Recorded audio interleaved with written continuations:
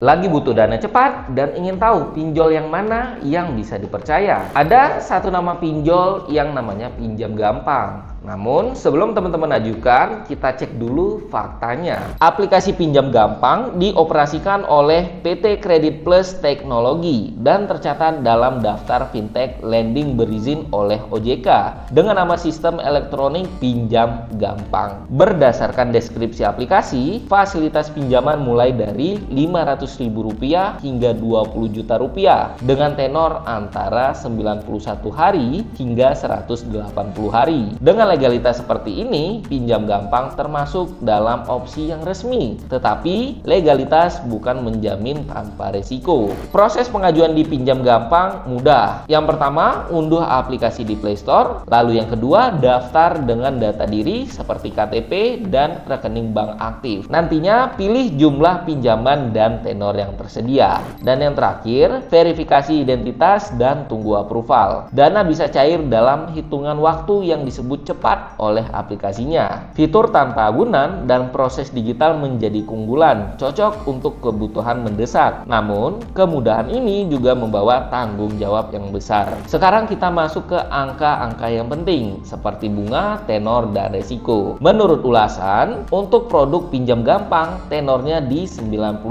hingga 180 hari. Dan ada laporan bunga maksimum di kurang lebih 131% per tahun dalam kurung APR untuk produk tertentu. Contohnya aja, jika kita pinjam di Rp1 juta dengan tenor 120 hari dan bunga tinggi, total pengembalian bisa jauh lebih besar dari pokok pinjaman. Jadi pengguna harus mempertimbangkan kemampuan bayar agar tidak terjebak. Selain itu, beberapa pengguna melaporkan bahwa meskipun legal, akses pengajuan dan persetujuan terkadang memakan waktu atau ada kondisi yang tersembunyi. Jadi poin kuncinya, legal bukan berarti bebas beban. Baca syarat dengan teliti. Kelebihan Pinjam Gampang, legalitas jelas terdaftar di OJK, limit yang cukup besar dibanding beberapa pinjol lain, dan proses digital yang relatif cepat. Sedangkan kekurangannya, bunga dan biaya bisa sangat tinggi, terutama untuk tenor yang panjang atau yang terlambat bayar. Yang kedua, meskipun prosesnya cepat, kemudahan bisa membuat pengguna tergoda meminjam tanpa rencana bayar yang matang. Dan yang terakhir, legalitas tidak bebas dari tanggung jawab. Jika Anda gagal bayar, reputasi kredit bisa terpengaruh dan beban bisa meningkat. Kesimpulannya, Pinjam Gampang ini bisa jadi opsi buat teman-teman yang mau ambil pinjaman online dengan mudah dan fleksibel. Namun, tetap perhatikan kemampuan bayar dan baca syarat dan ketentuannya dengan teliti. Nah, buat teman-teman yang punya pengalaman menggunakan Pinjam Gampang, boleh banget sharing pengalamannya di kolom komentar. See you on the next video.